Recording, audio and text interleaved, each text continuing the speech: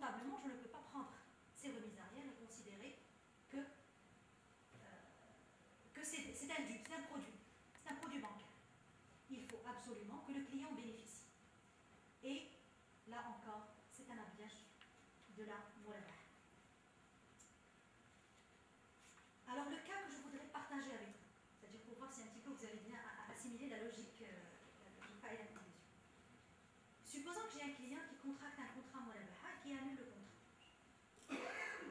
Il a acheté une voiture, j'ai acheté pour lui une voiture, moi je suis banque islamique, j'ai acheté pour lui une voiture, il vient me voir en me disant finalement j'ai changé d'avis, je ne veux pas la voiture. Donc moi qu'est-ce que je fais? J'ai une voiture, je n'ai pas besoin d'une voiture en tant que banque. Ce que je fais, c'est que je revends la voiture. Alors si je la revends, moi j'avais convenu avec lui qu'il allait l'acheter par exemple à 120. Moi quand je la vends à 100. Là, je la vends à 150. Plus que le prix d'achat. Alors la différence entre 120, dit le client, ou 150, qui doit la prendre? Un homme et le client.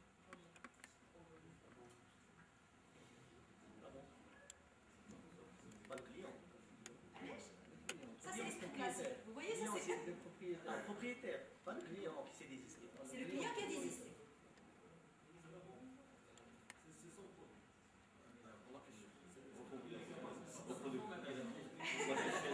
C'est pas pour moi, malheureusement. J'ai un contrat murabah.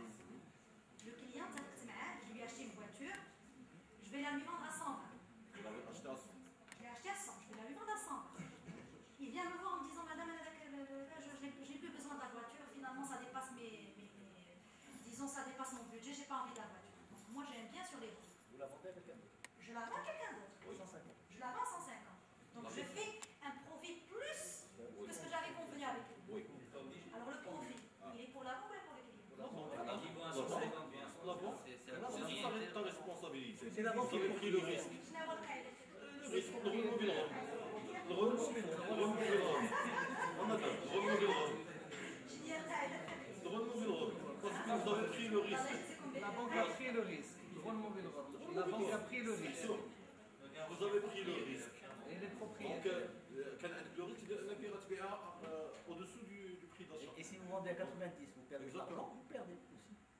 Vous prenez le عملية risque. البيع كتكون ماشي في المرابحة في الوعد، ولكن كتكون حتى الوسط حتى كيكون في لاكسيبتاسيون، يعني المرابحة الحقيقية كاينة في وسط الكونترا مرابحة.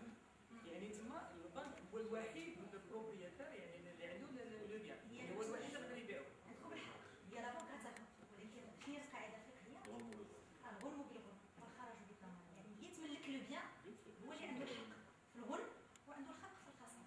Le risque. Alors quelle est la conclusion? À la fin, je conclue. Je voudrais partager avec vous deux conclusions. Il y a un diplôme de certificat.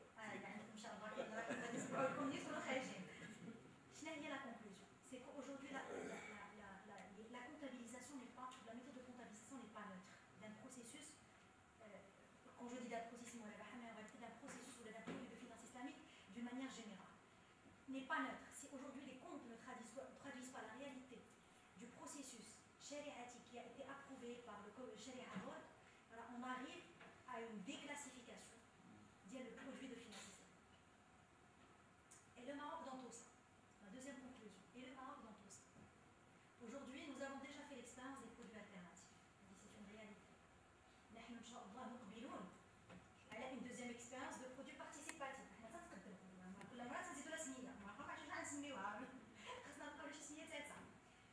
De finance participative. Est-ce qu'aujourd'hui, nous avons appréhendé le cadre dogmatique, le cadre shariatique, le cadre bancaire, mais est-ce que nous avons appréhendé les petits détails qui peuvent sembler des détails, est-ce que nous avons appréhendé le processus dans sa globalité? Est-ce qu'aujourd'hui, la loi bancaire, ou les méthodes de comptabilisation bancaire, ou le plan comptable sectoriel bancaire, prévoit un volet qui est spécifique à la finance islamique?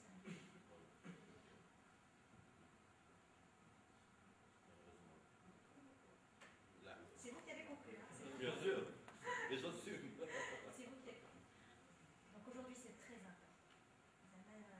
Malheureusement, au Maroc,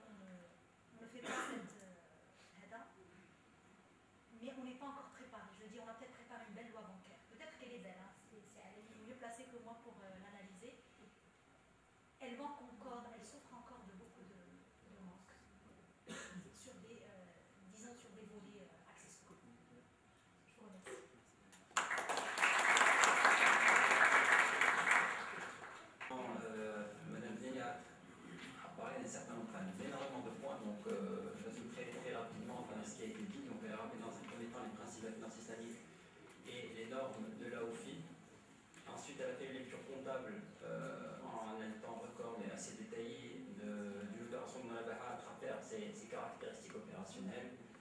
Et elle a également donc, conclu par la non-neutralité de la comptabilisation des produits et a fait un clin d'œil donc au cas marocain.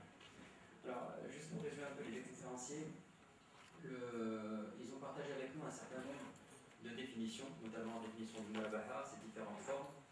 Ils ont fait également le parallèle entre le Murabaha et un crédit conventionnel. Ils ont parlé également de l'habillage d'un crédit conventionnel en opération de Murabaha, donc Soria dans les codes. Ils ont abordé de manière assez détaillée donc, les aspects comptables et les problématiques qui y sont liées.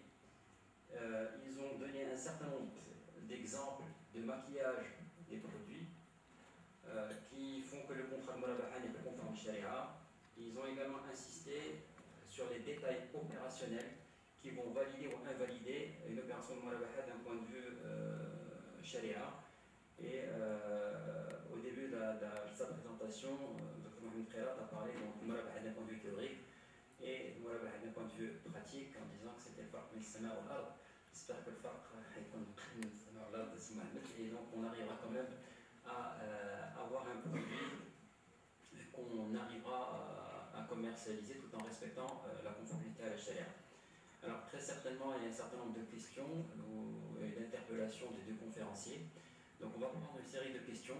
Je vous demanderai de vous présenter, de poser la question, de préciser à qui est adressée cette question-là. On prendra une série de 5 questions et ensuite on reviendra sur une deuxième série si le temps le permet.